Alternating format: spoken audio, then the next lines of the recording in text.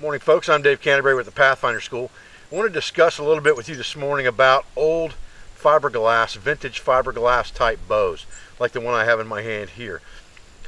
Vintage fiberglass bows from the 60s that were made by companies like Ben Pearson and Bear Archery are available today, and they're not that difficult to find depending on the model that you're looking for.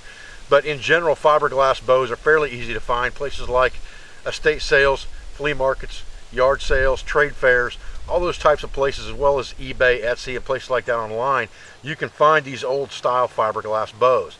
Now, from what I've seen, the prices vary greatly on them depending on the bow itself. The bow that I have in my hand now is a Ben Pearson Takedown model recurve in 50-pound draw. It's a very, very nice bow for packability's sake because you can take it down into two pieces. I have two of these I'll show you today. I paid less than $50 for either one of them.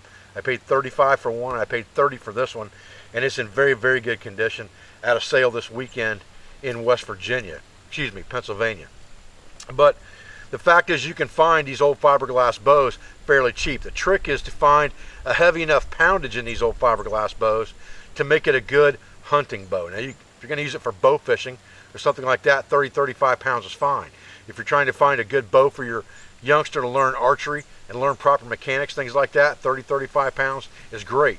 If you're going to hunt, you're going to want something in the 45-50 pound range, 40 pound at a minimum, but 45s are fairly easy to find and 50s are somewhat hard to find, but you can find them.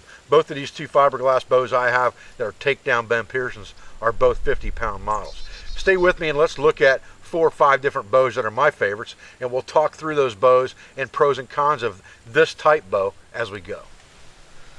So the two bows that I have in front of me are both Ben Pearson Takedown fiberglass bows, and both of these are 50-pound bows, and when you pull the limbs apart out of the Takedown socket, they're usually marked inside the limb here what the poundage is. Both of these are 50s. They're number 304 Ben Pearson Takedowns. According to the advertisement from probably back in the 60s that I found on the internet, these are a fiberglass over a wood core, is what it says. Howard Hill said it was a very, very innovative form of archery in that day, in that you had a takedown bow that was fiberglass, so it was pretty much dummy proof. The fact that you can take it down into two pieces, the size of the limbs, makes it very packable and about the length of a standard arrow. That too is advantageous because your arrows and your bow can be packed in the same compartment. This one is exactly the same bow, just in a different color. This one has a new string on it. The string that came with it when I bought it was actually the original string was on this bow, and I took it off for safekeeping and put a different string on here. But it takes down exactly like this bow does in two pieces.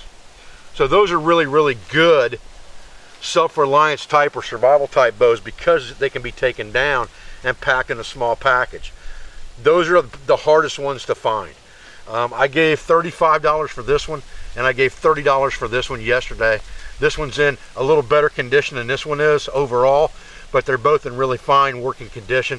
They both shoot just as good as the day they were new, and I'll shoot this one for you here in a little while so you can see how fast it is at a 50-pound fiberglass bow. Okay, these next two bows are also Ben Pearson bows, but they're full-length bows. They're not takedowns, and these are easier to find. They're always going to be cheaper on the wallet for the most part, unless you get really lucky like I did with these. But I didn't pay over $25 for either one of these bows. Both of them were almost in near new condition when I found them. This one is only a 30-pound bow, and this is a Stratajet model, and it's only 30 pounds. So it's not going to be good for hunting big game, but for small game, rabbits, squirrels, for fishing and things like that, it's perfect for that. It's got a perfect draw weight for all of that stuff because you can hold the thing forever if you're trying to follow game or wait for it to stop or wait for a squirrel moving up and down a tree to stop and perch. Whatever the case may be, that 30 pounds is a perfect draw weight for that. It's also really good for a woman or a child. So bear that in mind too when you're looking at bows like this. Now this is the Superjet model, and it's 45 pounds. So this is a heavier duty bow. This is a hunting weight bow, and it's really, really heavy. It's solid fiberglass like all these bows are. They're almost indestructible, and that's what makes them so good. And I know, like I said, I paid about 20 bucks for that thing at a flea market, and it was like brand new. This and this were both flea market bows. I know that for a fact. One of these came from an archery shoot, and one of these came from a sale. This is the sale bow. I think this one came from an archery shoot 2 or 3 years ago, and I got it really, really cheap. Now this last bow has got no glove on it because I've used it for fishing quite a bit. This is a very short recurve style solid fiberglass bow in green, and it's a 45-pound draw. And this is probably one of my absolute favorite bows that I have as far as the fiberglass bows, because it's just so small, light, and nimble to move through the bush with. And I've got the no glove on there, so I don't have to worry about carrying the extra gear of having a glove and all of that business with me. I've got the no glove on there so I can shoot it barehanded. It's not a problem. It is 45-pound draw. It's going to kill deer. It's only 52 inches overall, so it's a nice short bow, and it is an actual recurve design bow. Some of these would be called recurves if you looked them up on the internet, but they're really more of a reflex deflex style design. This is actually a recurve style bow, and this one cost me, I think it was $30. So none of these bows cost $50. They were all under $50, well under. The most expensive one here was like 30 bucks, 35 bucks, somewhere in that neighborhood. All 5 of these bows are just as usable today as they were the day they were manufactured. All 5 of these bows have stood the test of time. You're not going to tear them up. They shoot fast. They shoot good. There's not a lot of hand shock in them, and they're just great starter bows if you don't want to go out and spend the money for a good, well-manufactured custom bow, or something in the line of like a Samick Sage or a Samick bow of some kind, like a long bow. You don't want to spend that $150, $200, $250. You want to get something cheaper than that to start out with. This is definitely the way to go. And for the long term, you're never going to destroy these things. They're not susceptible to cold weather. They're waterproof completely, so if you get them wet, it doesn't matter. They're just a good all-around bow to have around the homestead for self-reliance, in camp for self-reliance, or in a pack for survival, you know, in the form of these takedown bows. So let's take this couple of these bows and we'll shoot them and show you how they shoot, because they all shoot like rockets. So stay with me, guys. Okay, so let's take this newest one here, this Ben Pearson Takedown, and this is 50-pound draw. And you know, the thing just shoots super, super ultra smooth. It's just a beautiful shooting bow. It really, really is. It just shoots like a rocket. I'm really, really impressed with this thing.